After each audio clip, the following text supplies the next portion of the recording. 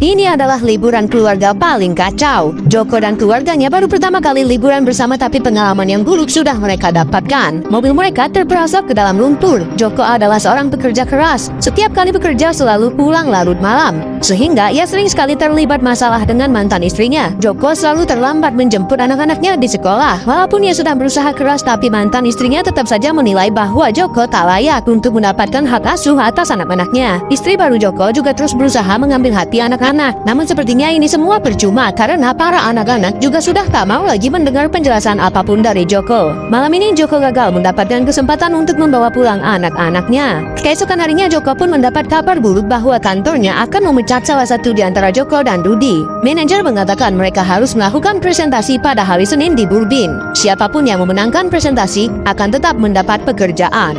Joko terlihat sangat pusing karena pada hari Senin ia sudah berjanji untuk mengajak anak-anak liburan ke Zanzibar.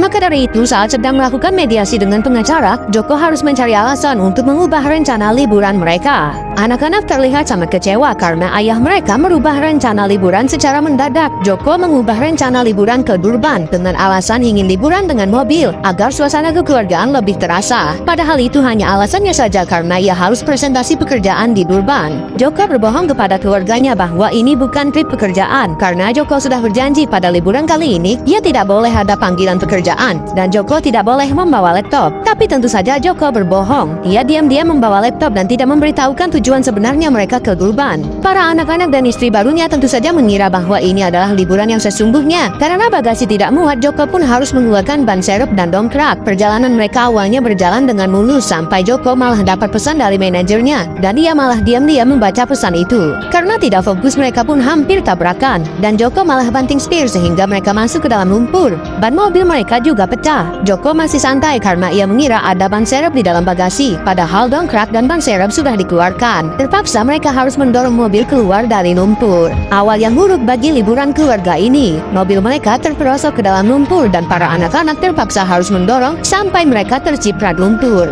Joko pun juga terpaksa membeli ban serep yang ukurannya tidak sesuai dengan mobilnya. Saat berada di pom bensin, Joko malah bertemu dengan rekan kerjanya yang kini menjadi rivalnya. Mereka berdua tentu saja akan pergi ke tujuan yang sama karena sebenarnya perjalanan ini adalah perjalanan kerja. Saat istrinya datang, Joko berpura-pura tidak ada terjadi apa-apa karena Joko merahasiakan hal yang sebenarnya kepada keluarganya. Karena gengsi, Joko pun juga harus berpura-pura kalau keluarganya sangat harmonis. Bahkan saat melanjutkan perjalanan, mereka pun malah saling salib dan Joko malah mengendarai mobil melewati batas kecepatan. Alhasil mereka pun ditilang oleh polisi. Saat mereka berhenti di rest area berikutnya, Joko lagi-lagi bertemu dengan Rudy. Mereka malah saling memamerkan keahlian anak mereka dan Joko mengatakan bahwa anak sulungnya sangat mahir mengendarai mobil. Tanpa pikir panjang, Joko membiarkan anaknya mengendarai mobil. Padahal anaknya baru saja belajar 2 hari yang lalu. Mobil itu pun berjalan dengan sangat lambat. Saat mereka sudah tiba di jalan raya, anak-anak Joko malah bertengkar dan hampir saja mereka kecelakaan. Saat sudah menepi, mereka pun masih bertengkar sampai tidak sadar kalau mobil mereka sudah merosot ke danau.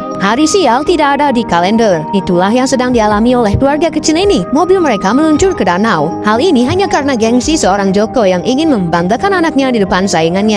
Ia membiarkan anaknya nyetir mobil padahal belum terlalu mahir. Sampai akhirnya mereka hampir kecelakaan dan mobil mereka pun masuk semak-semak. Karena lupa direm tangan, mobil mereka meluncur sendiri dan tidak ada orang di dalamnya. Joko berusaha mengejar mobil mereka namun semua terlambat. Mereka pun langsung cepat-cepat mengamankan koper dan barang-barang yang ada di dalam mobil. Saat situasi sedang kacau seperti ini, mantan istri Joko menelpon untuk menanyakan kabar anak-anaknya. Joko mengatakan mereka sedang berenang sambil menciprat-cipratkan air. Hujan yang begitu deras pun turun dan terpaksa mereka harus menumpang di salah satu rumah warga terdekat. Yang malah Joko pikirkan kini hanyalah laptopnya. Dalam perjalanan ini, Joko diam-diam tetap mengerjakan pekerjaan kantornya padahal itu sudah dilarang oleh keluarganya.